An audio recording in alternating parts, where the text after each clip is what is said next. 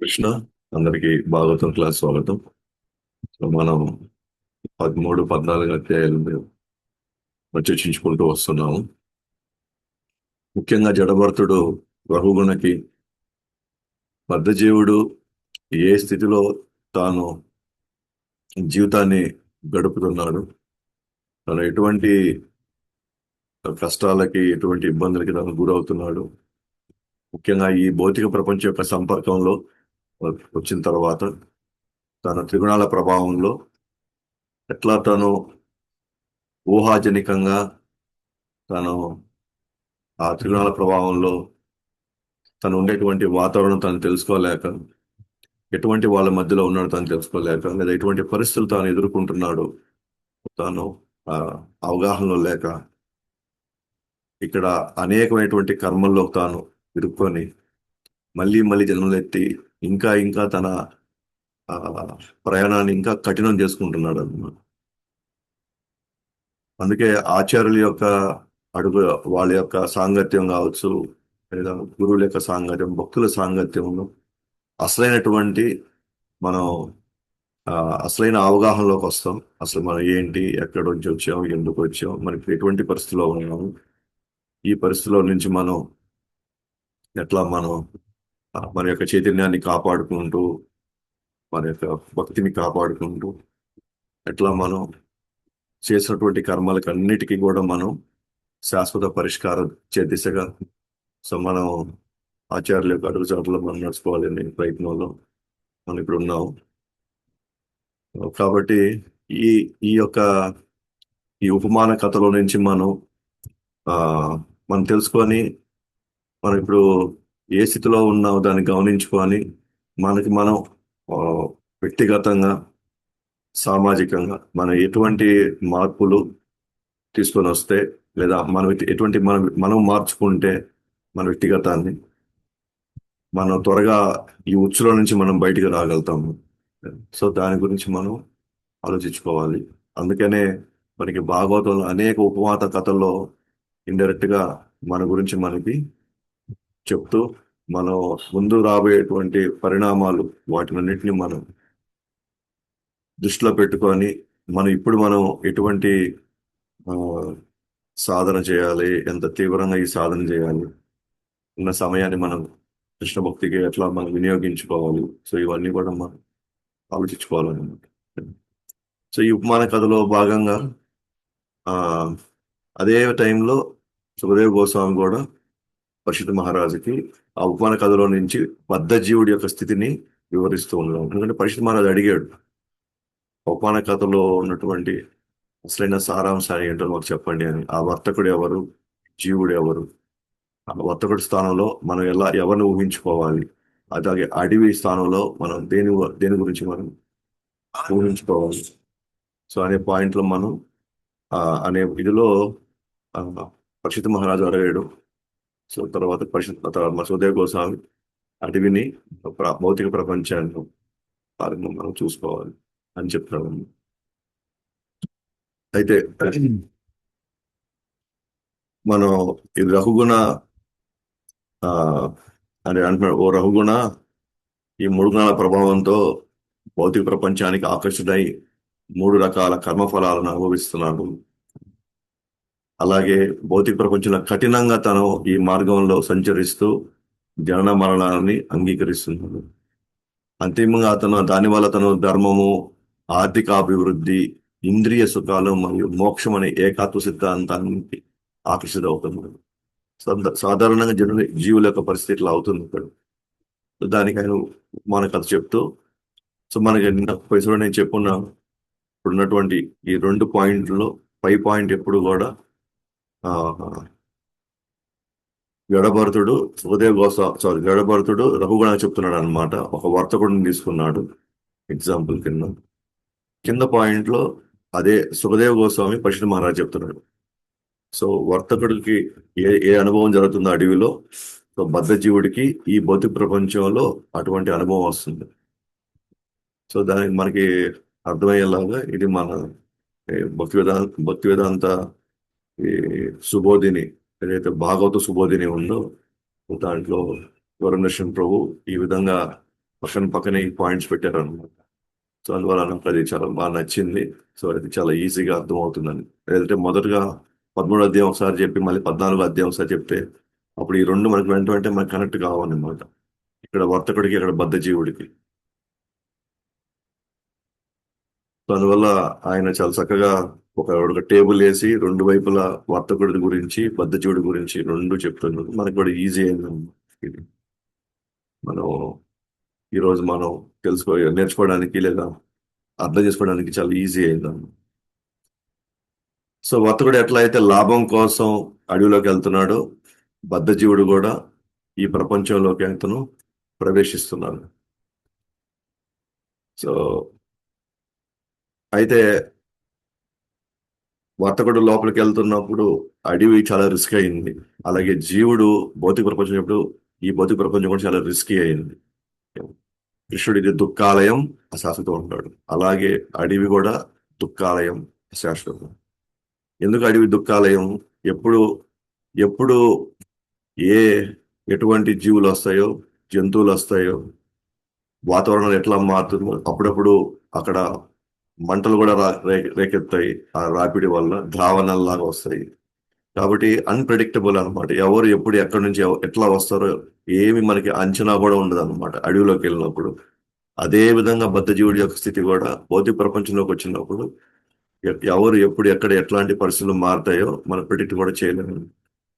అది ఏదైతే లాభం కోసం వస్తాడో ఆ లాభం కంటే కూడా అతను దుఃఖపడేదే ఎక్కువ ఉంటుంది అనేటువంటి విషయాన్ని మనకి తెలిసింది. అలాగే ఎంతో కొంత తాను సమకూర్చుకునింది. 6 దోపిడీదారులు, ఎందుకంటే డెకాయిట్ కూడా అడవుల్లోనే ఉంటారు. మనం ఏదో కష్టపడి సేకరించింది వాళ్ళు దోచుకుంటారు. అట్లానే మనం కూడా ఎంతో కొంత కష్టపడి ఎంతో కొంత ధర్మాన్ని, ఎంతో కొంత డబ్బుని, ఏదో మనం కొంత సేకరిస్తే మనలో ఉన్నటువంటి 6 ఇంద్రియాలు ఆ నిగ్రహం లేకపోయేసరికి అవే మన డబ్బుల్ని దోచేస్తాయి. లాస్ట్ టైం ఎగ్జాంపుల్ కూడా చెప్పుకున్నాం. మనం మాల్కి వెళ్ళినప్పుడు వాళ్ళకి నాకు నచ్చినట్టుగానే వాడెవరు మనకు మన మన మన బాధ అర్థం చేసుకున్నాం. అది అయ్యో అయ్యో మన మీద జాలిపడో వాళ్ళు ఎవరు ఆఫర్లు పెట్టట్లేదు అక్కడంతా కూడా. వాళ్ళు ఏం చేసినా సరే మన కళ్ళకి ఆకర్షణీయంగా ఉండేటట్టుగా మన దగ్గర నుంచి డబ్బులు ఎట్లా తీసుకోవాలి అనే పాయింట్లోనే వాళ్ళు ఆ ఆ ఉద్దేశంతోనే వాళ్ళు వ్యాపారం కూడా చేసేది. కానీ మనం ఏమనుకుంటామంటే మన ఇందరికి అది చాలా తృప్తికరంగా ఉంది కాబట్టి మనం కష్టపడి సంపాదించిన డబ్బులు తీసుకొని వెళ్ళి వాళ్ళు ఎవరెవరికో మనం ఇచ్చేస్తున్నాం. ఆ ఇంద్రియాల నిగ్రహం లేదనుకోండి, మనం సంపాదించిందే మనం కష్టపడి సమకూర్చుకుందే మన ఇంద్రియాల నిగ్రహం లేకపోతే మనమే మొత్తం డబ్బులు ఖర్చు పెట్టుకుంటాం. ఆ తర్వాత మళ్ళీ మనమే అంటాము నాకు డబ్బులు ఆడ సరిపోతున్నాయి అని చెప్పేసి మళ్ళీ మనం అప్పులు చేసుకోవడం, లోన్లు తెచ్చుకోవడం, ఆ అప్పులు లోన్లు కట్టలేక, మనశ్శాంతి లేక, సరిగ్గా నిద్ర పట్టక అనేకమైనటువంటి ఆ, చిత్రహింసలు గురవుతున్నారు. అలా ఒక్కోసారి పరధ్యానంలో ఇంకేముంది అంతా బాగానే ఉంది అనుకున్నప్పుడు కొద్ది సేద తీర్చుకుందాం అని చెప్పేసి ఆ సరుకులు ఆడ పెట్టుకుంటే నక్కలు తోడేలు వచ్చి ఎప్పుడు దోచుకు వెళ్తాయో తెలియదు అన్నమాట అడవిలో. అదే విధంగా ఏదో కుటుంబ పెద్ద కొద్దిగా ఏదో కొంత కాపాడుకోవడానికి ఆ, అదే కుటుంబ సభ్యులను కాపాడుకోవడానికి ఎంతో కొంత కొంత డబ్బులో లేదా కొంత ఆస్తులో ఏదో పెట్టుకో ఉంటే ఆ కుటుంబ సభ్యులే ఇప్పుడు పరధ్యానం అనే పాయింట్ ఎందుకు వచ్చింది? వీళ్ళు మనోళ్ళే కదా, వీళ్ళు ఎందుకు తీసుకెళ్తారు అయినా ఈ తమిళలో వీళ్ళకి ఏం అవసరం ఉందిలే అని మనం జస్ట్ కొంచెం అలా మనం ఆ, కొంచెం ఆదమర్చి ఉన్నాం అనుకోండి. టక్కున వెంటనే ఎప్పుడెప్పుడో మనకు తెలిసిందే మన డబ్బుల్ని, మన ఆస్తుల్ని ఏం చేయాలి, ఎట్ట తీసుకోవాలని వాళ్ళు ఆ ప్లాన్లో వాళ్ళు ఉండి వాళ్ళకి సమయం వచ్చినప్పుడు దాన్ని ఎగ్జిక్యూట్ చేసి మన దగ్గర ఉన్నది కూడా వాళ్ళు దోచేస్తారు. అట్లానే అప్పుడప్పుడు అడవుల్లో కొంచెం అది కష్టపడుతున్నప్పుడు ఒక పొదరిల్లు కనబడుతుంది. పొదరిల్లు అంటే మనకి కొంచెం పొదలుగా ఉండి కిందంతా గడ్డి ఉంటే కొద్దిగా మనం పడుకోవడానికి కూర్చోవడానికి కొంచెం బాగుంటుంది. తీగలతో అల్లి ఉంటుంది అన్నమాట. అదే విధంగా ఇక్కడ మనకి గృహస్థాశ్రమం దాంతో పోల్చున్నారు అన్నమాట. అది కర్మకార్యాలకు నిర్వహించేటువంటి క్షేత్రం. సో అదేదో సంసారిక జీవితం అనుభవించాలన్న కోరిక దహించనంత వరకు కలప మొక్కల వలె మళ్ళీ మళ్ళీ మొలకెత్తునే ఉంటాయి. ఇది పొదరిల్లోకి వెళ్ళినప్పుడు ఏమన్నా కొంచెం మనం కొంచెం రిలాక్స్ అవుతాం కదా, కొంచెం ఆ పరిస్థితుల్లో వాతావరణం చూసి మనం ఇంకా అనుభవించాలని అనుకుంటాం. అట్లాగే గృహస్థాశ్రమంలో ఇంకా ఇంకా కోరికలు మొదలవుతాయి, అనుభవిస్తూ ఉండాలని అనుకుంటాం.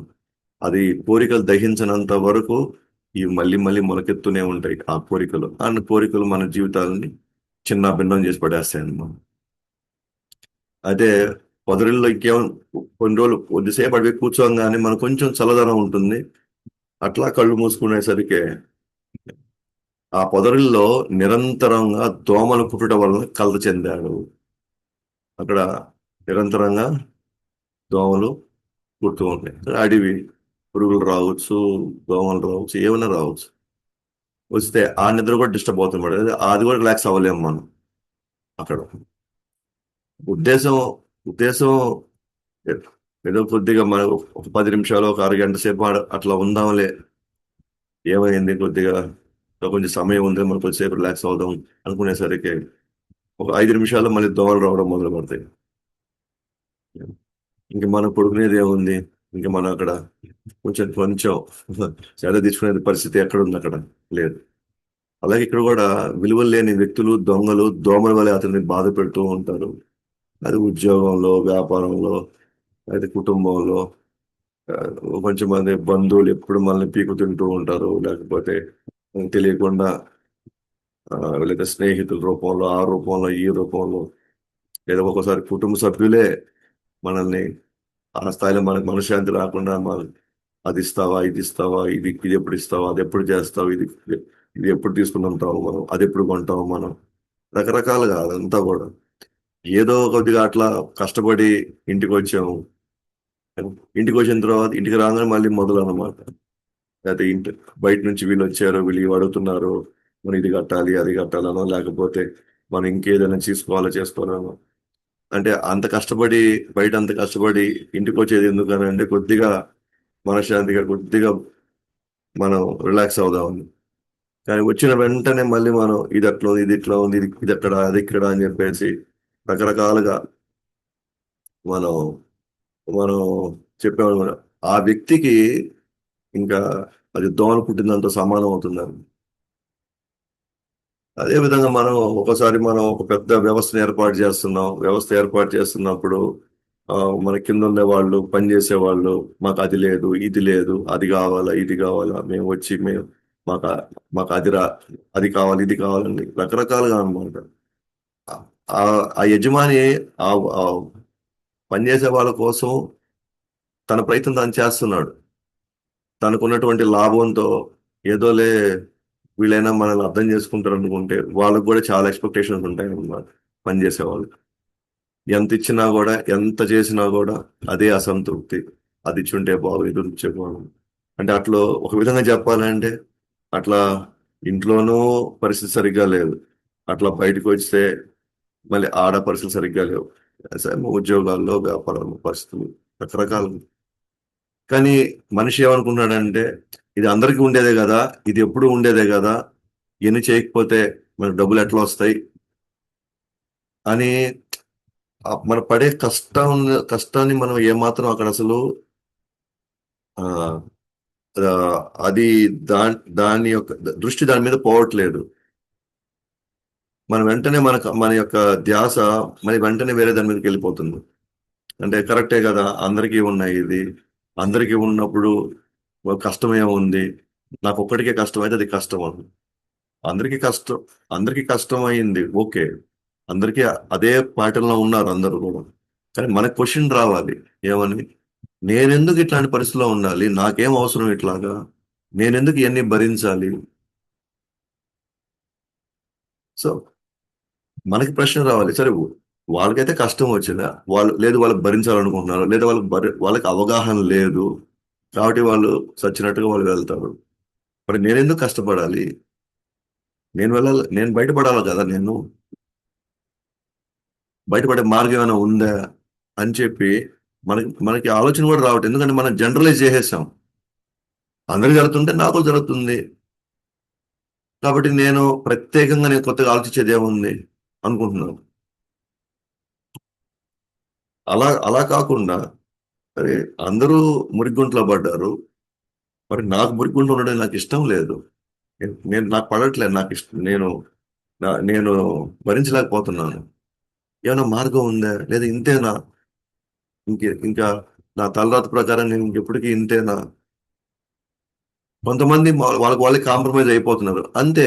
ఇంకేం చేయలేం మనం. మనం ఇట్లా మనం పోవాల్సిందే అని వాళ్ళు డిసైడ్ అయిపోతున్నారు అట్లా. ఇప్పుడు మనం కూడా మీరు మనందరం ఉన్నాం. మనం ఆ, చూస్తూ ఉన్నాం. కుటుంబాల్లో చూస్తూ ఉన్నాం. ఇప్పుడు మన పక్కన ఎగ్జాంపుల్స్ మనం తీసుకుంటాం మనం. ఏమని? ఇప్పుడు వాళ్ళు చూడు ఎలా కష్టపడుతున్నారు, ఇలా కష్టపడుతున్నారు వాళ్ళు పలానా చిన్న చిన్న వృత్తులు చేసే వాళ్ళకంటే మన కొద్దిగా వాళ్ళ స్టేటస్ చూసి అది కొంచెం వాళ్ళు బాగా కష్టపడే ఇది ఉంది, బాగా ఇబ్బంది పడే ఇది ఉంది. వాళ్ళు చూడు రోజంతా కష్టపడినా కూడా వాళ్ళు తర్వాత వాళ్ళ పెద్ద సేవింగ్స్ ఏమి ఉండవు. కానీ రేపు ఏదైనా ఒక హాస్పిటల్కో లేకపోతే ఇంకో దానికి మనకి కావాల్సి వస్తే అట్లాంటి జీవితం మనకి వద్దు. మనం బాగా చదువుకోండి, మంచిగా మంచి ఉద్యోగాలు తెచ్చుకోండి అని మనం అంటాం. ఎందుకని ఆడున్న కష్టాన్ని గమనించుకొని మనం ఇక్కడ చెప్తున్నాం. వద్దునైనా నువ్వైనా కష్టపడి చదువు, నువ్వు అట్లాంటి పరిస్థితి రాకూడదు. అదే విధంగా ఎట్లా అయితే కష్టాన్ని చూసి మనం నేనెందుకు కష్టపడాలి, లేదా నా పిల్లలు ఎందుకు కష్టపడాలి, వాళ్ళు మంచి ఉద్యోగాలకు వెళ్ళాలి కదా, లేకపోతే మంచి స్థానానికి వెళ్ళాలి కదా అని మన సహజంగానే ఆలోచన వస్తుంది కదా.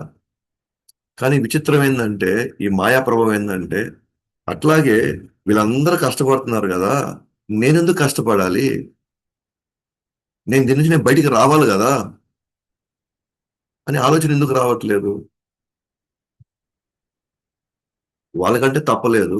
వాళ్ళకి అవకాశం, వాళ్ళ పరిస్థితుల్లో మనకు తెలియదు అవన్నీ.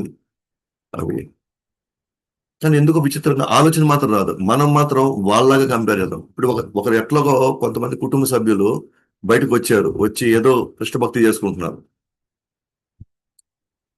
ఏదో వాళ్ళకి ఏదో కొంచెం దీంట్లో వాళ్ళకి తోచినటువంటి కొంచెం మనశ్శాంతం, ఆనందం ఏదో దొరికింది. అప్పుడు మనం కంపేర్ చేస్తాం అన్నమాట. ఏమని? వాళ్ళందరూ కష్టపడుతుంటే మనం మాత్రం ఇక్కడ కూర్చొని భజన చేస్తే అవుతుందా? ఆ ముసలితనం నుంచి, రోగం నుంచి అది అందరికీ ఉండేదే కదా. దాని నుంచి బయటపడేది ఏముంది? అందరికి ఉన్నట్టుగానే. లాజిక్ అక్కడ ఉండాలి, ఇక్కడ ఉండాలి. లాజిక్ ఉంటే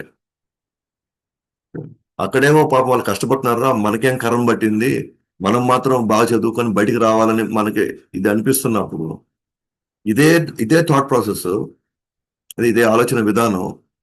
ఏ, వాళ్ళైతే కష్టపడాలి, కింద మీద పడుతున్నారు, బట్ నేను శాశ్వతంగా నుంచి బయటపడాలనుకుంటున్నాను. ఆలోచన సరే బయటపడే మార్గం ఏంటి అనే ఆలోచన రావాలి కదా. అలాగే తల్లిదండ్రులు కావచ్చు, లేదా ఆ, పైన మనం చూసుకునే వాళ్ళు వాళ్ళకు కూడా అరే వాళ్ళంతా ఆ ఆ విధంగా ఉంటే పర్వాలేదు, నువ్వైనా బయటికి రారా నాయనా, మేమైతే రాలేకపోయాము, మాకేమో మా సమయంలో మేము కష్టపడే మేము సరిగ్గా భక్తి చేసుకోలేకపోయాము, అట్లీస్ట్ మీరైనా చేసుకోండి అని మనం ఎందుకు అనలేకపోతున్నాం? మనం ఎందుకు చేయలేకపోతున్నాం మనం? సో మనం అప్పుడు కూడా మళ్ళీ మనం వాళ్ళు చూడు వీళ్ళు చూడు వాళ్ళు ఎట్టున్నారు వీళ్ళు ఎట్టున్నారు.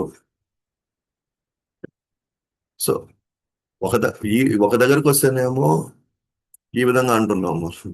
రేపు వాళ్ళలాగా చిన్న చిన్న ఉద్యోగాలు మనకు వద్దు, అంత కష్టపడొద్దు అంటున్నాం. బయటపడే మార్గం ఉంది కదా, మనకు ప్రయత్నిస్తున్నాం కదా. అదే విధంగా ఇక్కడ కూడా అంతే. బయటపడే మార్గం ఉంది. నేను ఎందుకు ఆ, రోజు ఇదిలో ఉండాలి నేను? బయటపడే మార్గం ఏంటని మనం ఎంక్వైరీ చేయాలి కదా, జిజ్ఞాస ఎంక్వైరీ చేయాలి కదా. నేను ఒకవేళ ఓకే, మరి మేమంటే కష్టాల్లో పడి ఇట్లా పడినాం, కర్మల్లో ఇరుక్కున్నాము, మీరైనా కొద్దిగా భక్తి చేసుకోండి, కొద్దిగా భక్తిని కొంచెం చిన్నప్పటి నుంచి మీకు కూడా దొరకడం చాలా అదృష్టం మీకు. మాకు ఎప్పుడో 60 సంవత్సరాల్లోనో 50 సంవత్సరాలు 60 సంవత్సరాల్లో మాకు దొరికింది ఈ ఈ అవకాశం. బట్ మీరు చాలా అదృష్టవంతులై మీకు ఈ అవకాశం వచ్చింది, త్వరగా మీరు చేయండి అని చెప్పేసి మనం ఆ వాతావరణం మనం క్రియేట్ చేయొచ్చు కదా వాళ్ళకి.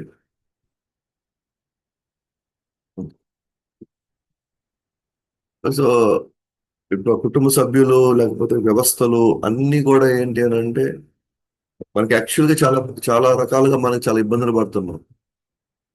కానీ అది చాలా మనం జనరలైజ్ చేసేసి అది అంతా ఒకటే, అన్ని దగ్గరలో అంతే, ఎక్కడ పోయినా ఇదే విషయం అయినప్పుడు మనం ముందుకు వెళ్ళిపోదాం అట్లా అనే ఇదిలో వెళ్తున్నాము. మన సొంత ఇంట్లో మన ప్రశాంతంగా ఉండలేకపోతాం, మన సొంత ఉద్యోగంలో వ్యాపారంలో మన సొంత వాళ్ళ మధ్యలో మన ప్రశాంతంగా ఉండలేకపోతాం. సో అందువల్ల ఇవన్నీ యాక్చువల్గా మనం యాక్చువల్గా అక్కడ ప్రాబ్లం ఫేస్ చేస్తూ ఉన్నాం మనం. కానీ మన ప్రాబ్లం లాగా మనకు కనిపించట్లేదు మనం. కొన్ని కొన్ని సందర్భాల్లో అతను ఊహాభావాన్ని చూస్తాడు. అంటే ఒక కల్లో అన్నమాట ఊహించుకున్నాడు, ఆ భవిష్యత్తులో ఇలా ఉంటాంలే మనం. ఆయనకి ఆయనే ఒక అందమైన ఒక కళని ఆయనే ఊహించుకొని ఉంటాడు. ఏం చేద్దాం, మనకి చాలా చాలా మంది పగటి కల్లా ఎక్కువగా అంటుంటారు.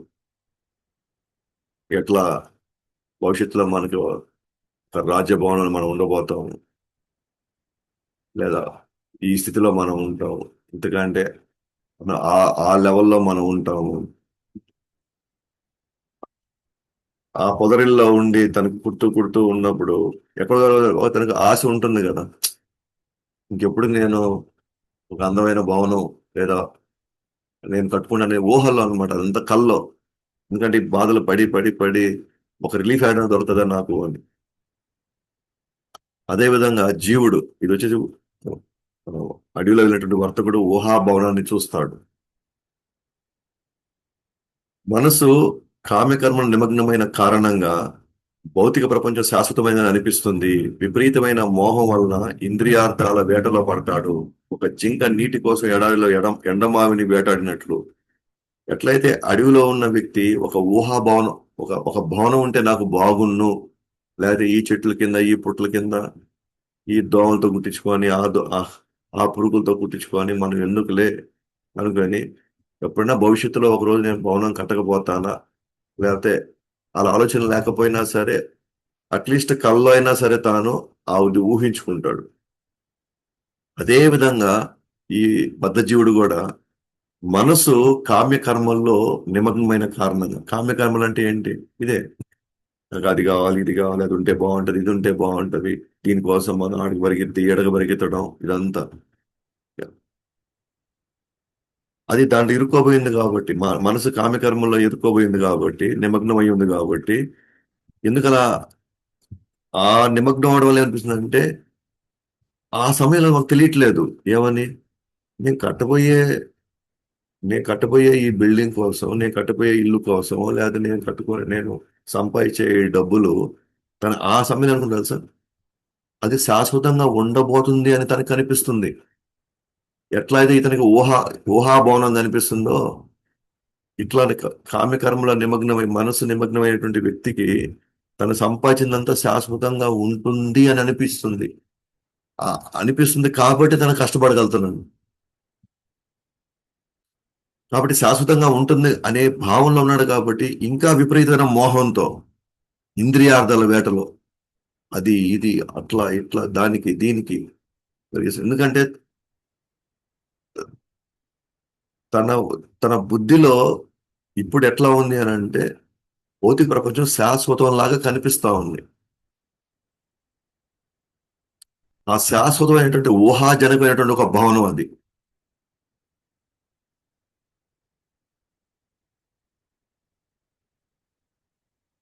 అది శాశ్వతం కాదు అన్న విషయం బుద్ధికి ఎరగడం లేదు ఆ సమయంలో. ఆ కోరికల వేటలో ఇది శాశ్వతమైనది మనకు అనిపించట్లేదు.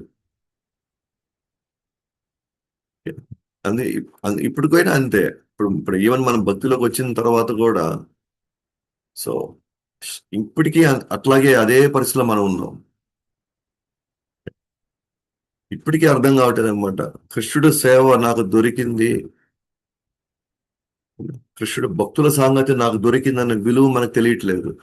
ఎందుకంటే ఇంకా మనం గత సంస్కారాలతో ఇంకా ఊహల వేటల్లో పరిగిస్తున్నాం మనం. ఇంకా ఇది శాశ్వతమైంది అన్నప్పుడు, ఎందుకంటే అలా అనుకున్నప్పుడు మాత్రమే మనం భక్తుల సాంగత్యం యొక్క విలువ మనకు తెలియకుండా పోతుంది. భక్తుల సాంగత్యంలో మనకు పొందబోయే ప్రయోజనం మనకు తెలియకుండా పోతుంది. ఎందుకంటే మనం అది నమ్ముతున్నాం. మనం ఇంద్రియార్థాల వేటల్లో పరిగిస్తున్నాం. ఆ మోహంలో మనకేం కనబడదు. మనం ఏ స్థితిలో ఉన్నా కూడా మనకు కనబడదు ఆ మోహంలో మనకి. ఉదాహరణకి చిన్న పిల్లలకి మనం ఒక 5 చాక్లెట్లు ఇచ్చాము, ఒక 500 రూపాయల నోట్ ఇచ్చాము అనుకోండి. చిన్న పిల్లలు 5 చాక్లెట్లు తీసుకుంటారు, 500 రూపాయల నోట్ తీసుకో. ఎందుకని? ఇంద్రియాలు, నాలిక, ఆ రుచి మీద ఉన్న మోహం 500 రూపాయల నోట్ కనబడదు. అలాగే ఇప్పుడు కూడా మన కోరికల వేటలో మనం కృష్ణ భక్తుల సాంగత్యం మనం శాశ్వతంగా జన్మమృతి జరాభా నుంచి బయట పడేస్తుందని అది మనకు కనబడదు. మనకు అసలు ఆ మోహంలో మనకు కనబడదు. అది పిల్లలు చాక్లెట్ వెనక వెళ్తారు. సో మనం ఈ వస్తువులు ఆ వస్తువులు వెనకాల పరిగిస్తున్నాము, ఇంత సంపద వెనకాల పరిగిస్తున్నాము. దాని అర్థం మనం ఈ పొందకూడదని కాదు, మనకు ఎప్పుడు దృష్టిలో పెట్టుకోవాలి. ఎప్పటికైనా ఈ నాశనం అవుతాయి కదా అని అది మనకి ఎప్పుడు గుర్తుండాలి. అది గుర్తుంది అనుకోండి, ఆటోమేటిక్ బుద్ధిలో అది ఉందనుకోండి, ఆటోమేటిక్ గా మనం కూడా వాటి వెనకాల పడడం మనం తగ్గించేస్తాం, ఆటోమేటిక్ తగ్గిపోతుంది. కానీ మన దురదృష్టం ఏంటంటే అది గుర్తురాదు మనకి. అంతే కదా, ఇప్పుడు మన ఆ వేటలో పడితేనే కదా మన రాత్రి అవుతుంది. రాత్రి 10, 12, 11, 12 పడుకుంటాం. ఇంక ఉదయం ఎక్కడ లేస్తాం మనం? ఇంకా మనం ఉదయం ఎక్కడ లేస్తాం ఇంకా? ఎందుకంటే శరీరానికి తప్పదు, అవసరం. ఏది? నిద్రపోవడం అవసరం. అంత కష్టపడి శరీరం అలసిపోతే ఖచ్చితంగా ఉదయం లేలేము మనం. ప్రభువారు చెప్పినట్టు $10 సంపాదించినా, $10,000 సంపాదించినా నేను నేను కడుపుకి ఎంత పడుతుందో అంతే పడుతుంది కడుపులో. అంతకంటే మన 10,000 సంపాదించినందుకు మాత్రం మన కడుపులో 2 కేజీలు ఎక్స్ట్రా ఏం పోదు. మరి అది మెయింటైన్ అవ్వడానికి నాకు ఒక $500 అయిపోతుంది అనుకోండి. అప్పుడు నేను మిగిలిన దానికి నేను పరిగెత్తాల్సిన పని నాకు లేదు అసలు. ఇంకా మిగిలిన దాంతో నేను సృష్టించబోయే భవనాలు నేను అసలు ఆడ అనుభవించబోయే ప్రసక్తే లేదు అసలు. ఇప్పుడు మన మన మన మన ఇంట్లో ఉండే పిల్లలు అంటారా, లేకపోతే కొడుకులు కూతురు అంటారా, లేకపోతే రేపు రాబోయే మనవలు అంటారా, వాళ్ళ కోసం మనం కష్టపడ్డాం అనమాట. మన కోసం మనం కష్టపడలే అసలు. వాళ్ళ కోసం మనం కష్టపడ్డాం. కానీ వాళ్ళు ఎవరు? ఈ జన్మకు వాళ్ళు మన కొడుకులు మన వాళ్ళే జనరల్. వాళ్ళు మనతో శాశ్వత సంబంధం లేదు. వన్స్ మన బాడీ వెళ్ళిపోయింది అనుకోండి, ఇంక వాళ్ళెవరు నేనెవరు ఇంకా. సో వాళ్ళెవరు అనుభవించడానికి నా జీవితం అంతా నేను పణంగా ఎందుకు పెట్టాలి? యాక్చువల్గా మనం చేయాల్సింది ఏంటి అని అంటే వాళ్ళకై వాళ్ళు కట్టుకునేలాగా, వాళ్ళకై వాళ్ళు సంపాదించేలాగా మనం అది నేర్పించాలి. ఆ ధైర్యం ఇవ్వాలి. అప్పుడు మీ 2 చేతులతో వాళ్ళ 4 చేతులు కలిసేయి అనుకోండి, అప్పుడు మనకు సమయం ఉంటుంది మీ భక్తి చేసుకోవడానికి, లేదా మనల్ని మనం ఉద్ధరించుకోవడానికి. ఇప్పుడు మన 2 చేతులే 6 మందికి మన 2 చేతులు మనకు కష్టపడాలి, మనకి సమయం అక్కడ ఉంటుంది. ఇప్పుడు అట్లా చేసి చేసి చేసి ఇప్పుడు మనం 50కో 60కో వచ్చాము. ఇప్పుడు 60కి వచ్చిన తర్వాత ఇప్పుడు మన శరీరం మనకి ఇప్పుడు సహకరించట్లేదు. ఏం చేయాలి ఇప్పుడు మనం?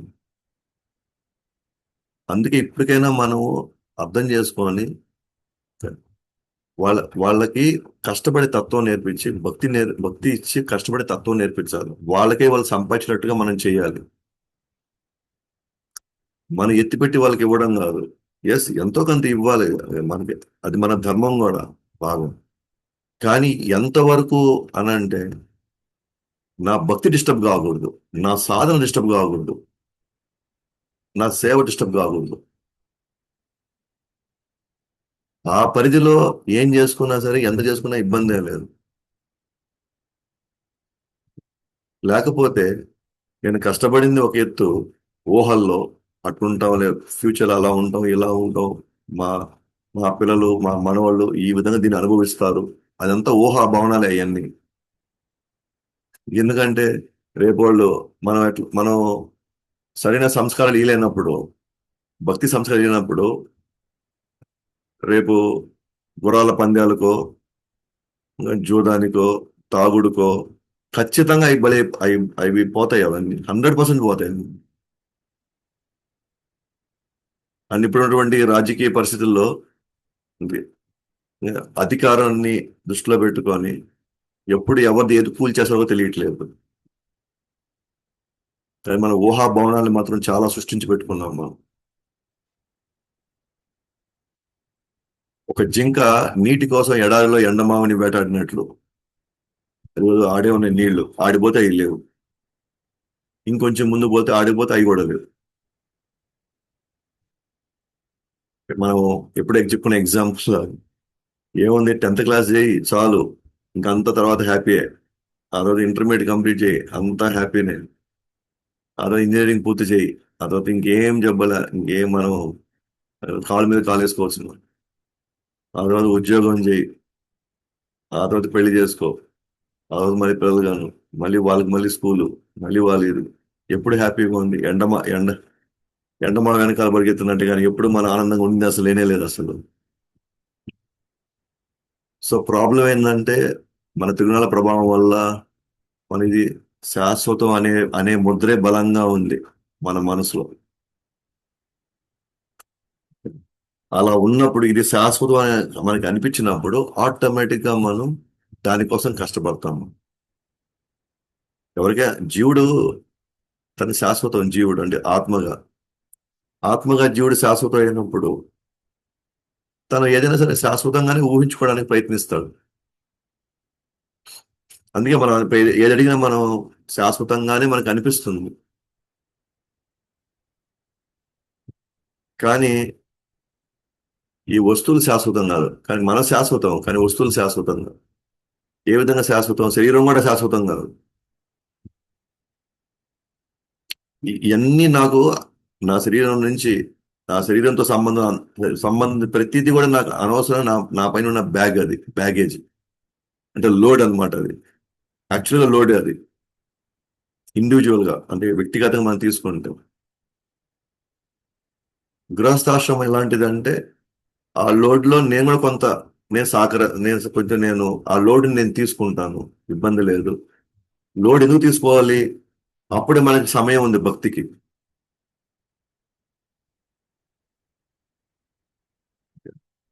మనం లోటు తీసుకునేది ఎందుకు? వేరే భార్య లోటు భర్త తీసుకోవడం, లేదా భర్త లోటు భార్య తీసుకోవడం, లేకపోతే తల్లిదండ్రుల లోటు పిల్లలు తీసుకుంటారు,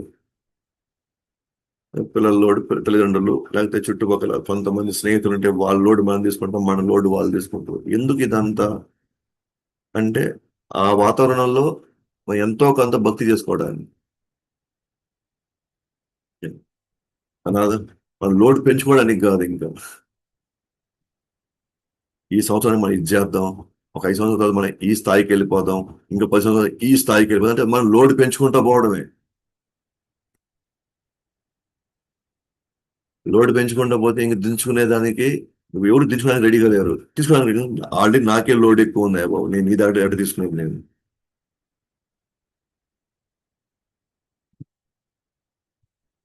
ఆధ్యాత్మిక జీవితం అంటే లోడ్ దించుకోవడానికి ప్రయత్నించడం, లేదా ప్రస్తుతానికి లోడ్ని ఫస్ట్ భార్య లోడు, భర్త లోడు, వాళ్ళని మనం కొద్దిగా తీసుకొని మనం కొద్దిగా భగవంతుడి కోసం సమయం కేటాయించడం. కాబట్టి జింకకి ఎట్లా అయితే ఎండమా వెనకాల కానీ వెళితే ఎట్లా అయితే అది మోసపోతుందో, ఉమ్, అది చాలా ఇబ్బందులకు గురవుతుందో, అట్లాగే మనం అందరం కూడా ఈ ఈ శాశ్వతమైన ఊహాజనికమైనటువంటి దీని శాశ్వతమైనదని మనం అనుకుంటే ఖచ్చితంగా ముందు ముందు తను చాలా ఇబ్బందులకు గురవుతాడు. కొన్ని సందర్భాల్లో కాంతి జ్వలించే దెయ్యం చూసి భ్రాంతికి గురవుతాడు. అంటే అడవిలో ఉన్నప్పుడు ఒకసారి చీకటి పడింది. ఓకే. ఏదో ఒక మంట జ్వలించే ఒక మంట వచ్చినట్టుగా అట్లా ఆకాశంలో ఏదో కనబడుతుంది.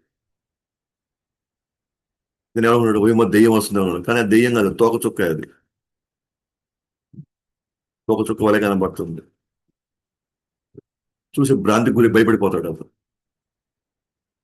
"అమ్మో, ఏదో వస్తుంది నా మీద పడుతుందేమో అని. ఇది తోకచుక్క అట్లాగే ఉండదు అసలు. అది ఇక్కడ నుంచి ఇట్లా పోతూ ఉంటుంది. అదే ఉంటే దెయ్యం వచ్చి నా మీదకి వస్తుందేమో అనుకుంటాడు. ఎందుకంటే అడవిలో ఉన్నాడు, చీకటిగా ఉంది, ఎక్కడ లైట్ లేదు. సడన్ గా దాన్ని చూడగానే వెంటనే అంటే భ్రాంతికి గురవుతున్నాడు. అంటే భ్రాంతి అంటే భ్రమ. భ్రమలో మనం భయానికి గురవుతుంది. ఎందుకంటే భ్రమ అంటే క్లారిటీ లేదు. అది తోక చుక్కని తెలిసి వాడు భయపడ్డాడు. కానీ అది ఏందో తెలియనప్పుడు, అజ్ఞానంలో ఉన్నప్పుడు ఏంటంటే భ్రమకు గురవుతాం. భ్రమ భయానికి గురి తీస్తుంది. అట్లానే ఇక్కడ కాంతిని జ్వలించే దెయ్యం అన్నారు కదా. సో మన లెక్కలోకి వచ్చేసరికి, జీవుడు లెక్కలోకి వచ్చేసరికి, జీవుడు బంగారం వెంటబడతాడు. అది కూడా కాంతి జ్వలిస్తుంటది కదా, అది కూడా. ఇది బంగారమే ఐశ్వర్యముకు మరియు ఈర్ష్యకు కూడా మూలమైంది. అదే ఆ దెయ్యమే మూలం అవుతుంది.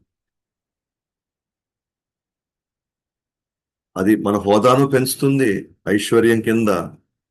బట్ అదే ఈర్ష్యకు కూడా దారితీస్తుంది. ఐశ్వర్యానికి కానీ ఈర్ష్య కానీ జోడైంది అనుకోండి, ఐశ్వర్యంలో కూడా హ్యాపీగా ఉండలేడు.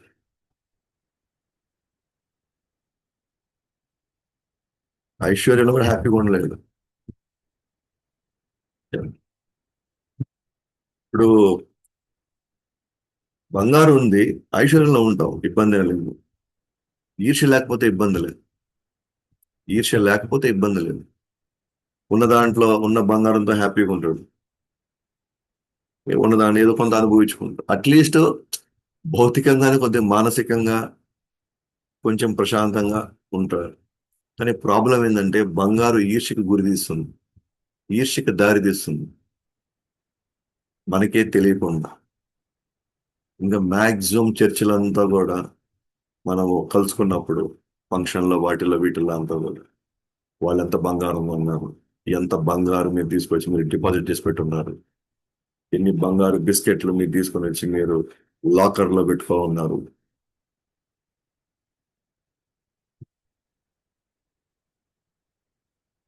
ఇప్పుడు దాకా మనం ప్రశాంతంగా ఉన్నాం, మరి ఏదో ఒక కేజీ ఉన్నాయి, 2 కేజీలు ఉన్నాయి ఏదో అనుకున్నాం అనుకోండి. ఇప్పుడు పక్కన 2.5 కేజీ అనుకున్నాం. ఇప్పుడు మనకి టెన్షన్ స్టార్ట్ అవుతుంది. ఇప్పుడు హ్యాపీగా ఉండొచ్చు. అస్సలు అస్సలు సంబంధమే లేదు, అవసరమే లేదు మనకి. అతను తినేదైనా ఆ కడుపుకి అంతేను, నేను తినేది కడుపుకి అంతేను. ఇది కేజీ పెరిగినా 50 కేజీలు పెరిగినా కడుపులో జీర్ణశక్తి సరిగ్గా ఉండాల. మన కడుపులో జీర్ణశక్తి సరిగ్గా లేదనుకోండి, ఎంత బంగారం పెట్టుకున్నా అప్పుడు మనకి ఫ్రస్ట్రేషన్ వస్తుంది. అప్పుడు యాక్చువల్గా మనకు కోపం వస్తుంది. ఎట్లా తెలుసా? ఇంత పెట్టుకొని నేను ఏం చేయలేకపోతున్నాను, నేను సరిగ్గా తినలేకపోతున్నాను, ఇది కూడా ఒక బతుకేనా? అప్పుడు అప్పుడు రిలీజ్ అవుతాం అనమాట దాని సంగతి. ఇంతమంది ఉంటే ఏం ప్రయోజనం? ఇంత కష్టపడి ఏం ప్రయోజనం? నన్ను ఎవరు కాపాడలేకపోతున్నాం.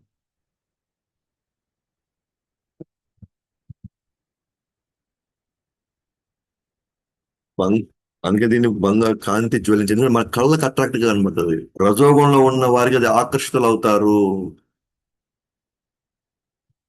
అది కళ్ళకి మాత్రమే అట్రాక్షన్ అంతే. భూమిలో భూమిలో భూమిపై భూమి యొక్క పరివర్తనలు ఇవన్నీ కేవలం భూమి రూపాంతరం చెందుతుంది అంతే.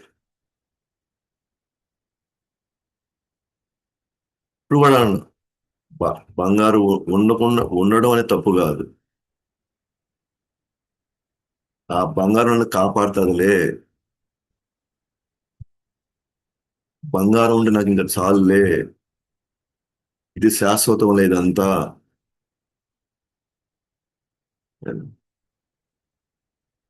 అని అలాంటి భ్రమలో ఉండడం అనేది ప్రమాదకరం. కానీ విషయం ఏంటంటే అది ఆ స్థితికి తీసుకెళ్ళిపోద్ది మనల్ని. ఆ స్థితిలోనే ఉంచుతుంది. దాని నైజం అది, బంగారు యొక్క నైజం అది.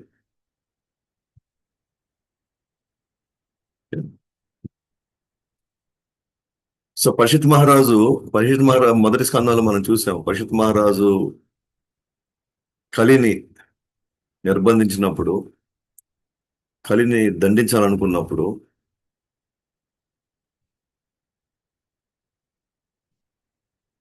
ఆ కలి ఆయన కాళ్ళ మీద పడి, పరీక్షిత్ మహారాజు కాళ్ళ మీద పడి, అయ్యా నన్ను ఏదో ఒక విధంగా నన్ను దండించొద్దు. నేను కూడా నీ రాజ్యంలో, నేను కూడా ఒక సభ్యుడు, నన్ను కాపాడడం కూడా నీ బాధ్యతే కదా.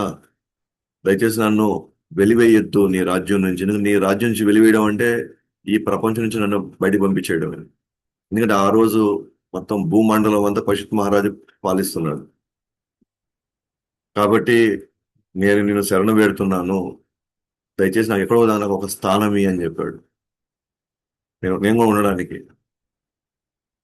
అయితే ఎక్కడైతే మ్, మాంసాహారం తీసుకుంటారో, ఎక్కడైతే జూదం ఆడతారో, ఎక్కడైతే మత్తు పానీయాలు తీసుకుంటారో, ఎక్కడైతే వ్యభిచారం చేస్తారో, నువ్వు కావాలంటే ఆ స్థానంలో ఉండమని చెప్తాడు. నువ్వు ఉండాలనుకుంటు. అప్పుడు కలిపురుషుడు వెంటనే, దయచేసి నాకు అన్యాయం చేయబాకండి. ఈ 4 స్థానాలు నేను ఉంటాను. కానీ నీ రాజ్యం ఈ 4 జరగట్లేదు కదా. అంటే నాకు నన్ను మాయలో పెట్టి, మభ్యలో పెట్టి, మీరు నన్ను నాగ్గా అసలు ఈ ప్రపంచంలో నువ్వు ఉండొద్దు అన్నట్టుగా చెప్తున్నారు. ఈ నాలుగు మీ రాజ్యం జరగట్లేదు కాబట్టి నేను మీ రాజ్యం నేను ఉండలేను. కానీ మీ ఆశయం నాకు కావాల్సిందే. నేను ఈ రాజ్యం ఉండాల్సిందే. ఎందుకంటే నాకు కూడా ఉండే హక్కు ఉంది ఇక్కడ. ఎందుకంటే నేను మిమ్మల్ని శరణ పెడుతున్నాను మిమ్మల్ని. అప్పుడు చెప్పాడు అనమాట. 5వ స్థానం ఇచ్చాడు అప్పుడు పరీక్షిత్ మహారాజు. ఏంటది? ఎక్కడైతే భగవంతుడి కోసం వినియోగించని బంగారు ఉంటుందో, డబ్బులు ఉంటాయో, అక్కడ పోయి నువ్వు ఉండాలి. భగవంతుడి సేవ కోసం వినియోగించినటువంటి డబ్బులు, బంగారు, ఇంకేదైనా ఆభరణాలు ఉంటాయో, అక్కడ పోయి నువ్వు ఉండన్నాడు. సో ఈరోజు మాక్సిమం గొడవలు ఇంట్లో, ఇంటి సభ్యుల మధ్యలో, కుటుంబ సభ్యులు, బంధువుల మధ్యలో, మాక్సిమం గొడవలు 99% ఇదే. కలిపురుషుడు ఉన్న దగ్గర ఎప్పుడైతే మనం భగవంతుడి సేవకు వాడినంత వరకు కలిపురుషుడు దాంట్లోకి ఎంటర్ కాలేడు. భగవంతుడి సేవకు వాడలేని పరిస్థితుల్లో మనం వాటిని అనుభవించాలనే పరిస్థితిలో కానీ ఉన్నట్లయితే అక్కడ కలిపురుషుడు ఎంటర్ అవుతాడు. అదే ఈర్ష్యకి దారి తీసేది. ఆ ఈర్ష్యకి దారి చేసిన దగ్గర ఇంకా మనశ్శాంతి ఉండదు.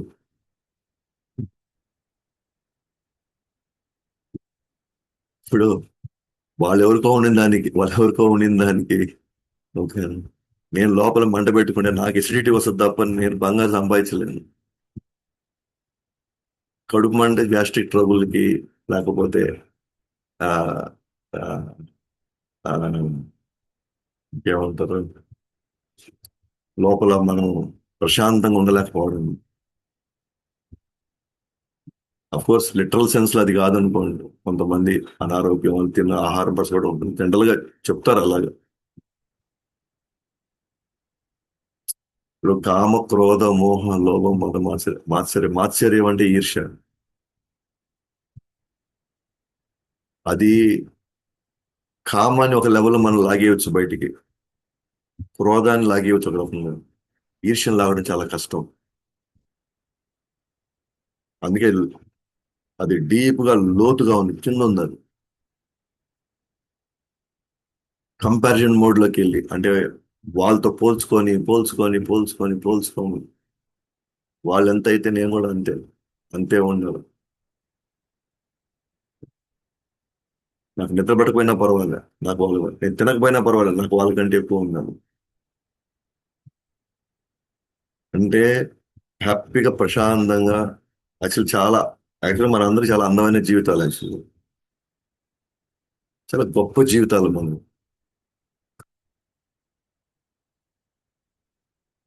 యాక్చువల్ భగవంతుడు ప్రశాంతమైన జీవితాలే ఇచ్చాడు యాక్చువల్ గా. కానీ మనలో పేరుకున్న గత స్వభావాలను చూసారా, ఆల్రెడీ ఈర్ష్య ఇన్ని నిండిపోయి ఉన్నాయి మనం, గతం నుంచి వచ్చినవి. అది మళ్ళీ మన ట్రబుల్ పెట్టు, మళ్ళీ మన ప్రాబ్లం తీసుకెళ్తున్నాయి వాటిని, మనల్ని మళ్ళీ వాటిలోకి తీసుకెళ్ళిపోతుంది మళ్ళీ.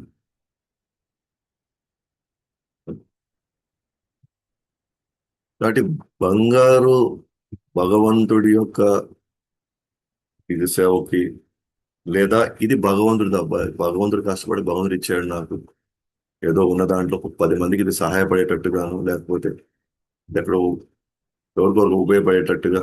సో అంటే ఇది ఇతరులది, ఇది మంది కాదు, ఇది ఇతరుల కోసం మంది కాదు అన్నప్పుడు ప్రశాంతంగా ఉంటుంది. కానీ ప్రాబ్లం ఏంటంటే నైజం, బంగారు నైజం ఏంటంటే మన ప్రశాంతంగా ఉండలేదు, ఈర్ష్యకి లేదా భయానికి, రెండు వస్తాయి. అంటే పోతే ఏమవ్వాలి, భయం. చాలా పకడ్బందీ అనమాట, పకడ్బందీగా మనం అదేమంటారు చూసుకోవాలి, ఎప్పుడు కనిపెట్టుకో ఉండాలి. మనం ఎక్కడ పెట్టాలని ట్రై చేసినా సరే ఏ ప్లేస్ శాశ్వతం కాదు. రాత్రి రాత్రి ఈవెన్ ఇవి కూడా దివాలా తీసి పడేస్తాయి, బ్యాంకులు కూడా దివాలా తీసి పడేస్తాయి, ఏం చేయలేము. సో అందువల్ల నిజంగా మనం హ్యాపీగానే ఉన్నాము, ఇవన్నీ పెట్టుకొని కూడా. రెండోది, ఇవన్నీ పెట్టుకుంటే మన ధ్యాస ఎక్కడికి వెళ్తా ఉంది, మన ధ్యాస ఎక్కడికి వెళ్తుంది,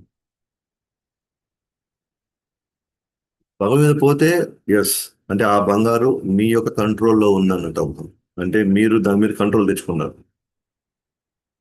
అంటే మీరు భగవంతుడి వైపు వెళ్ళగా, ఇవన్నీ ఉండి భగవంతుడికి వెళ్ళాలంటే మీరు కొంచెం దాని మీద కంట్రోల్ తెచ్చుకున్నట్టే కొద్దిగా. కానీ మనం భగవంతుడి వైపు వెళ్ళలేకపోతున్నాం అనుకోండి, అది మన కంట్రోల్ తెచ్చుకోలేదు, అది మన కంట్రోల్లో పెడుతుంది మనం. ఒక ఆధ్యాత్మికమైనటువంటి ఒక జీవి, ఎస్పెషల్ గా ఆధ్యాత్మిక శక్తితో కలిగినటువంటి ఈ జీవి భౌతిక భౌతిక శక్తి కంట్రోల్లోకి వెళ్ళిపోతున్నాడు, ఆధీనంలోకి వెళ్ళిపోతున్నాడు. సో కలియుగంలో ఎస్పెషల్ గా కలి పురుషుడు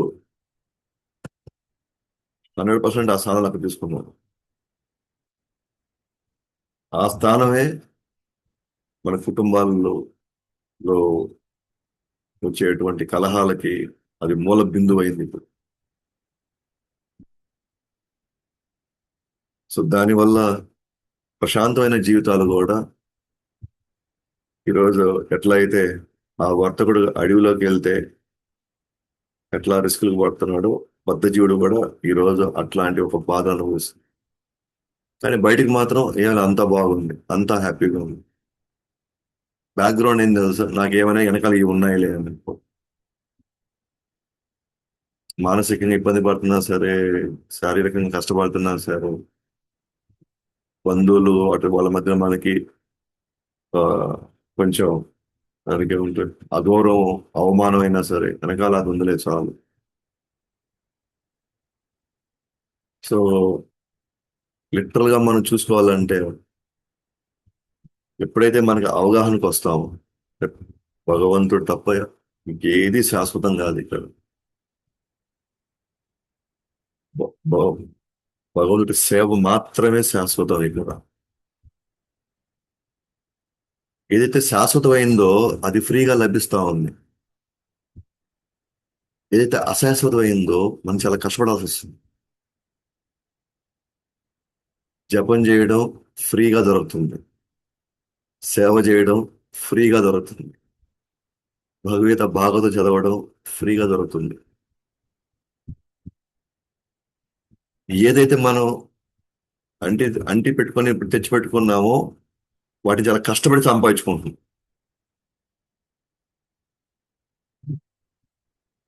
కష్టపడి పొందుపరుచుకుంటున్నాం. కష్టమైందేమో మనం కష్టపడిందేమో మనతో ఉండట్లేదు. ఫ్రీగా అవసరం అంటే నాకేం అవసరం అని మనం వదిలేస్తున్నాం. అంటే ఎంత దురదృష్ట స్థితిలో ఉన్నాడు జీవుడు. ఎంత దాన్ని ఏమంటారు? ఎంత భ్రాంతికి గురయ్యాడు. ఎంత భ్రమలో ఉన్నాడు జీవుడు. ఇప్పుడు ఎవరైనా ఇక్కడ సేవ చేయడానికి 500 రూపాయలు కట్టి సేవకు రండి అని చెప్తున్నారా? ఇప్పుడు భగవంతుడు దొరికే శాశ్వతమైనదేమో ఫ్రీగా దొరుకుతుంది.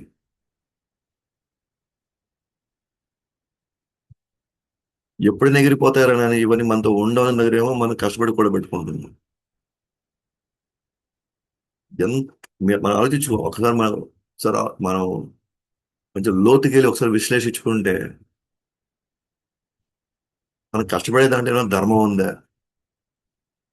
అంటే అన్యాయంగా కష్టపడుతున్నావా?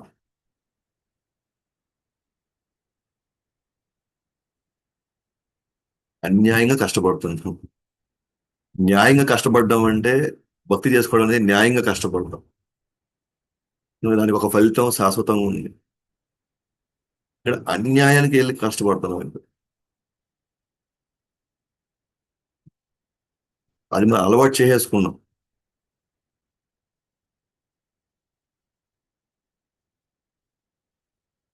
అన్యాయం చేసుకుంది ఎవరు? మనకి మనమే అన్యాయం చేసుకుంటాం. శాశ్వతంగా మనకి అవకాశాలు ఇచ్చేటి శాశ్వతమైనటువంటి ధామానికి, శాశ్వతమైన లక్ష్యానికి చాలా ఫ్రీగా దొరుకుతుంది. మనల్ని మళ్ళీ మళ్ళీ ఇరికిచ్చేదానికి, ఇక్కడే మన బందీ చేసుకోవడానికి మాత్రం మనం కష్టపడి బందీలు అవుతున్నాము. కష్టపడి బందీలు అవుతున్నాం. ఫ్రీగా విడుదల ఫ్రీగా విడుదలవుతున్నాం. సో మనం ఏ స్థితిలో ఉన్నాం అనేది ఇంక మనమే అర్థం చేసుకోవాలి ఇప్పుడు మనం.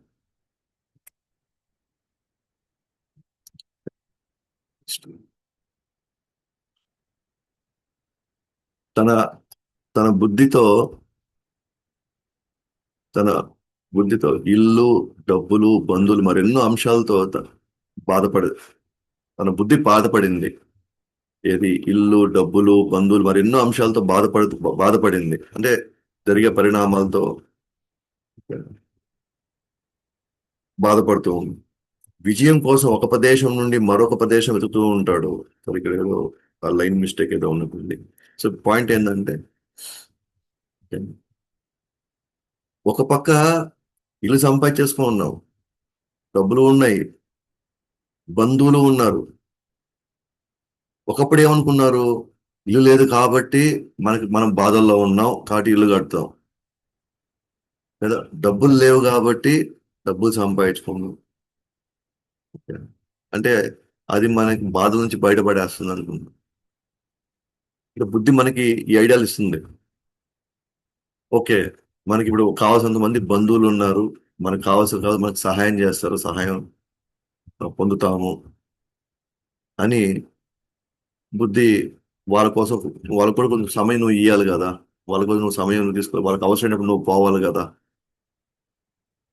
అని. ఎందుకంటే పోతే రేపు మనకు బాధలు చెప్పే వాళ్ళు ఉంటారు. కానీ ప్రాబ్లం ఏంటంటే ఇవన్నీ దొరికిన తర్వాత కూడా బుద్ధి ఇప్పుడు కూడా అదే బాధపడుతూనే ఉంది.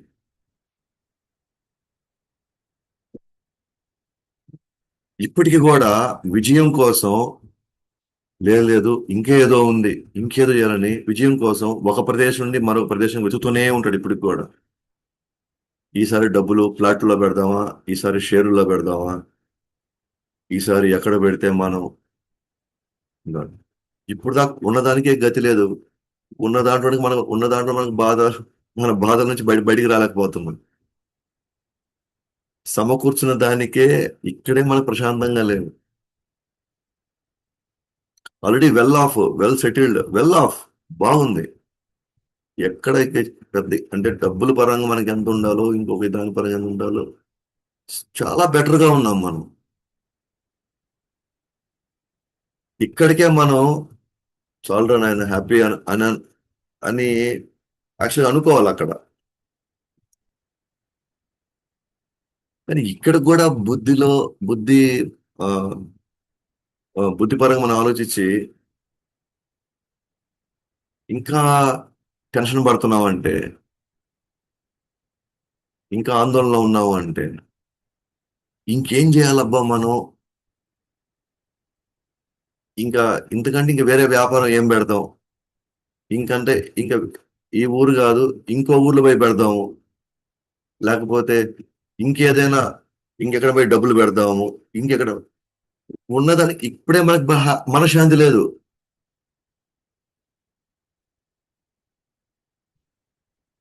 యాక్చువల్గా ఇప్పుడు మనం ఉన్న స్థానంలో నుంచి ఫస్ట్ మనం ఆలోచించుకోండి. మనం బేస్ లెవెల్లో ఉన్నప్పుడు ఓకే, ఆ లెవెల్లో ఉన్నప్పుడు ఇవి సమకూర్చుకుంటే మనం ప్రశాంతంగా ఉంటాం అని కూడా ఆ క్యాల్కులేషన్ తప్పేం కాదు. ఎందుకంటే ఎవరైనా సరే ఒక స్థావరం కావాలనుకోవడం తప్పులేదు. కొంచెం దీనికి దీనికి దీనికి పెట్టుకోవడం తప్పేం లేదు. జీవిత అవసరాల కోసం మనం చేయొచ్చు. నేను ఇది సమకూర్చుకున్న తర్వాత కూడా నాకు బాధలే మిగిలాయి అంటే, నాకు ఆందోళనలే మిగిలాయి అంటే, లేదా నాకు ఇంకా భయాల్లోనే ఉన్నానంటే, ఇంకెంతకంటే సమకూర్చుకుంటే మళ్ళీ భయాలే కదా, ఇంక మళ్ళీ డబల్ అవుతాయి ఇప్పుడు మళ్ళీ.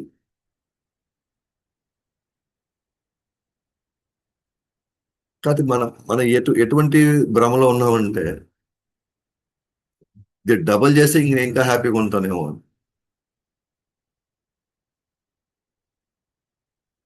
లాజిక్ ఎట్లా సెట్ అవుతుంది ఆలోచించుకోవాలి కదా మనం.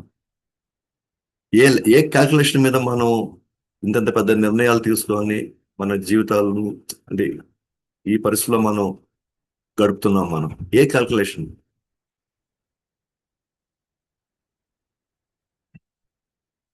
ఇంత ఉన్నప్పుడు, కనీసం ఈ స్థాయిలో ఉన్నప్పుడు ఇక్కడికైనా మనకి మన భయాలు పోవాలి కదా.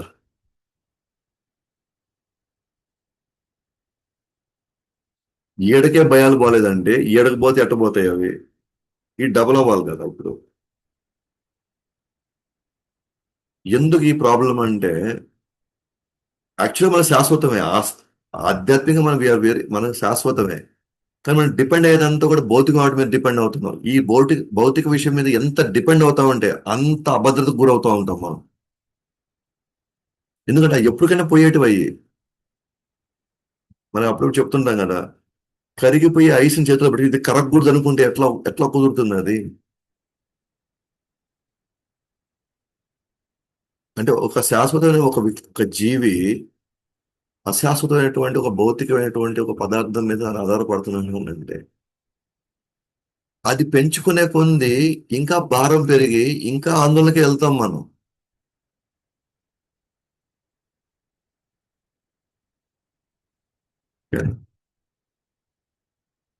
ఆ దృష్టిలో కాకుండా ఇంకొక లెవెల్లో అట్లనే మనం కష్టపడకూడదా?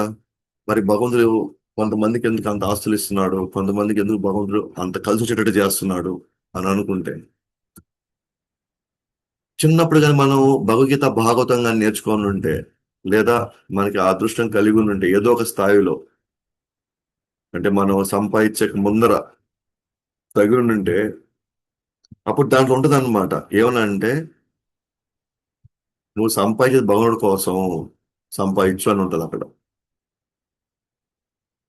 ఎందుకంటే భగవంతుడి కోసం సంపాదించడం కూడా ఆధ్యాత్మిక. ఎందుకంటే నేను భగవంతుడు ఎప్పుడు దృష్టిలోనే పెట్టుకున్నాను, నా మనసులో భగవంతుడు ఎప్పుడు ఉన్నాడు. అందుకే భగవంతుడు ధ్రువ మహారాజుకి వద్దనుకున్న ఆస్తి ఇచ్చాడు. కానీ ధ్రువుడు తెలుసు కదా అది దేనికి పెట్టాలని. కానీ సుధాముడికి అవసరం ఉన్నా కూడా అక్కడ ఆయనకి ఇవ్వాల. సుధాముడికి అది అవసరం. పిల్లలకు సరిగ్గా లేదు, తినడానికి లేదు. అక్కడ భగవంతుడు ఇలా ఒకవేళ మనకి ఇస్తున్నాడు అంటే, భగవంతుడు మనకి కలిసి వచ్చేటట్టు చేస్తున్నాడు అని అంటే, బ్యాక్గ్రౌండ్ నుంచి, పైగా ఈ మాయలో మనం పడకుండా ఉండాలంటే, ఇది నాది కాదు, ఇది నేను భగవంతుడి కోసం చేస్తున్నాను. అది ఒక మందిరానికో, లేకపోతే ఒక కార్యానికో, లేకపోతే ఒక దానికో, నేను దానికోసం నేను కష్టపడుతున్నాను. భగవంతుడు నాకు ఇచ్చిన వనరులు, నాకు ఇచ్చిన తెలివితేటలతో, నాకు ఇచ్చిన శక్తులతో నేను దెన్ వాళ్ళు హ్యాపీగా పడుకుంటారు. ఎందుకంటే అది నా కోసం కాదు కదా, అది భగవంతుడి కోసం నేను చేస్తాను.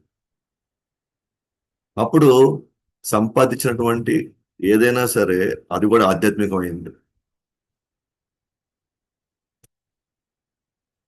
అది కూడా ఆధ్యాత్మికం. అందుకే వాళ్ళు ప్రశాంతంగా నిద్రపోతారు వాళ్ళు. ఇక్కడ దాకా కుదరింది, ఎంత పైకి పోయినా ఇంకా అసలు కుదరదు అది. సో అడవిలో ఉన్న వ్యక్తి తను కష్టపడుతున్నాడు అడవిలో, అవి తెచ్చుకోవడానికి, ఇది తెచ్చుకోవడానికి, ఇల్లు కోసం, డబ్బుల కోసం, బంధువుల కోసం అని చెప్పేసి అన్ని సమకూర్చుకుంటున్నాడు. కానీ అయినా సరిపోవట్లే. అడవిలో ఈ స్థలం కాదు, ఇంక అడవికి పోతే ఇంకెంత మనం సమకూర్చుకొని తీసుకురావాలి, వేరే ఈ ప్రదేశం సరిపోదు, వేరే ప్రదేశానికి వెళ్దాం, ఆడ కుదరకపోతే ఇంకో దగ్గరికి వెళ్దాం. వెతుకుతూనే ఉంటాడు విజయం కోసం. అంటే ఎప్పటికీ తనకి ఆ స్థిరత్వం, బా అందరూ నేను విజయం సాధించాను అనుకోవాలి వాళ్ళందరూ. దానికి ఒక ఒక ఎల్ అంటూ ఏం లేదు, ఒక లిమిట్ అంటూ ఏం లేదు అక్కడ. వెతుకుతూనే ఉంటాడు అనమాట అతను. అదే విధంగానే బద్ధజీవుడు శరీర పోషణ కోసం నివాసం, నీరు, డబ్బులు వెతికే పనిలో నిమగ్నమవుతాడు. అన్నీ మరిచి భౌతిక అస్తిత్వపు అరణ్యంలో నిరంతరంగా పరిగెడుతూనే ఉంటాడు. శరీర శరీర పోషణ మాత్రమే జీవితం. శరీర పోషణ మాత్రమే జీవితం అనే ఒకటే లక్ష్యంతో, ఇంక వేరేది ఏమీ లేదు, ఒకటే లక్ష్యంతో నివాసము, నీరు, డబ్బులు వెతికే పనిలో ఉంటాడు. దాంట్లో నిమగ్నం అవుతాడు. శరీరాలు తప్ప ఇంకేం గుర్తురావడం అంటే, దీని తర్వాత ఇంకేంటి అనేది ఏం గుర్తులేదు. ఓన్లీ కుటుంబ సభ్యులే శరీరాలు. ఆ శరీరాలని పోషించాలి. అక్కడ అదే లక్ష్యం, అదే అంతిమం అనుకుంటున్నాడు. అలా అతను దాంట్లోనే నిమగ్నం అయిపోవడం వల్ల తాను ఈ భౌతిక ప్రపంచంలో ఒక ఒక జీవి నుంచి, ఒక శరీరం నుంచి ఇంకో శరీరం, ఒక ఏమంటారు, ఒక లోకం నుంచి ఇంకో లోకం పెరుగుతూనే ఉన్నాడు అతను. బట్ ఓన్లీ మనం చేయాల్సింది శరీర పోషణ మాత్రమే అండి. శరీర పోషణ కోసం మాత్రమే లక్ష్యంగా జీవిస్తే మాత్రం అతను పరిగెడుతూనే ఉండాల్సింది. జన్మ జన్మలు, యుగ యుగాలు పరిగెడుతూ ఉండాల్సిందే.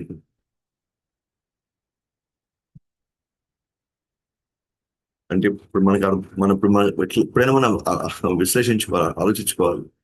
నిజంగా మన పరిస్థితి ఇట్లాగే ఉందా, లేకపోతే మరి వీరికి ఓవర్గా చెప్తుందా భాగవతం, టూ మచ్గా మనల్ని భయపెట్టేస్తుంది, బాధ పెట్టేస్తుంది.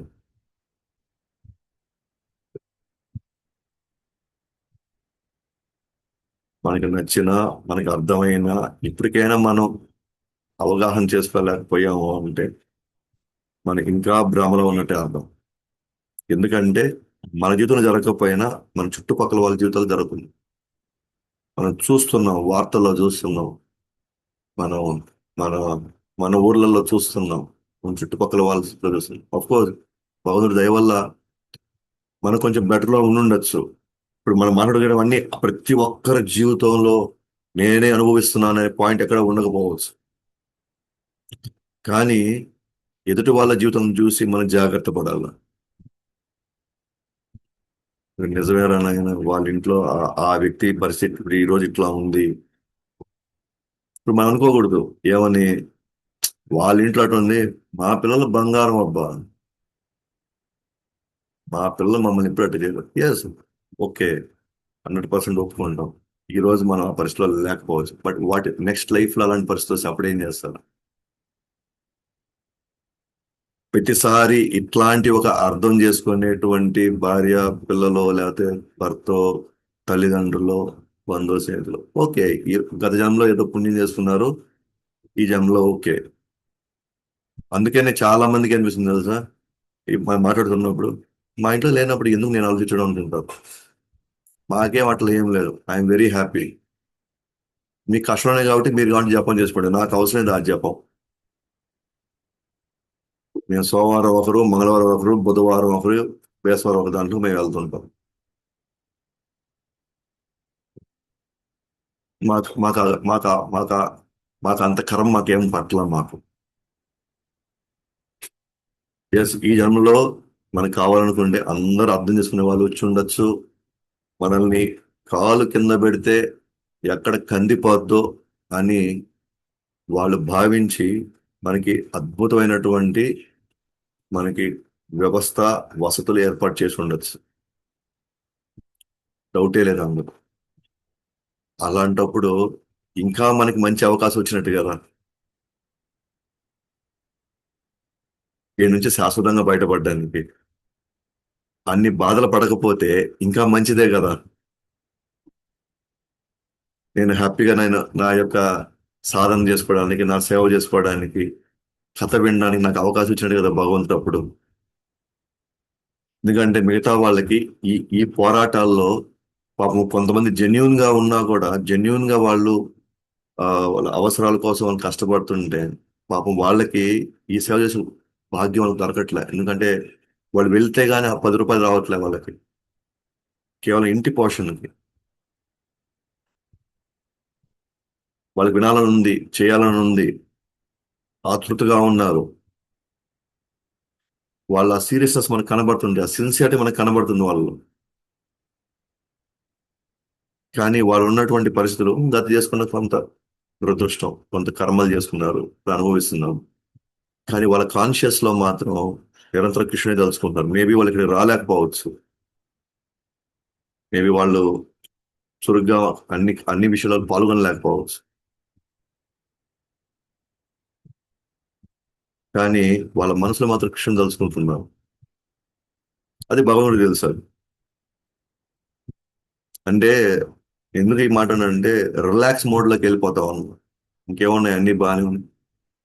ఇవన్నీ ఇప్పుడు మా దగ్గర లేవు, మాకేమి ఈ ఇబ్బందులు ఏమి లేవు. నన్ను చుట్టుపక్కల ఉన్న వాళ్ళంతా కూడా అంత అంత అద్భుతంగా నన్ను చూస్తున్నారు, నన్ను ప్రేమగా చూసుకుంటున్నారు. నన్ను చాలా చాలా అంతే అని ఉంటారు, ఎంతో ఇష్టంతో వాళ్ళు నన్ను ఈరోజు చూసుకుంటున్నారంటూ అదృష్టం. దాంట్లో సంబంధం నాకు ఇబ్బందే లేదు. మరి అలాంటి పరిస్థితుల్లో ఇంకా ఎక్కువ భక్తి చేసుకోవాలి కదా. భగవంతుడు ఇంత ఇచ్చాడు మనకి, ఇంత చేశాడు మనకి, ఇంకేం కావాలి మనకి? అప్పుడు మనం ఇంకా బెటర్ గా మనం ఉండాలి కదా.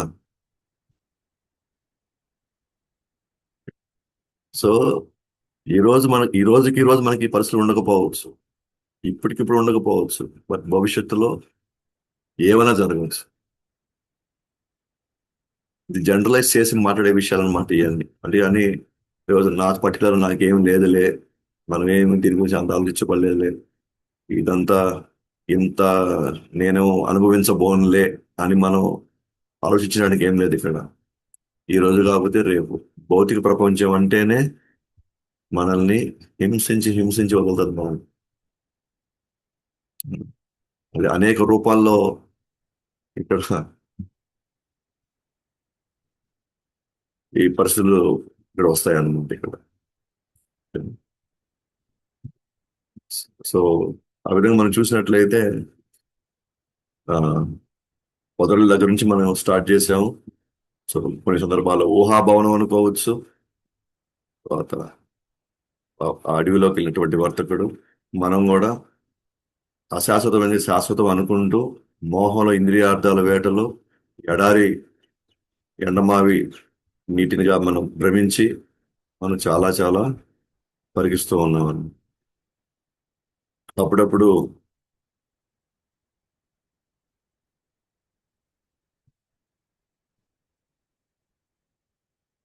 అది ముందు ముందు పాయింట్ కూడా ఉంది. దోమలు, వ్యక్తులు మరియు దొంగలు.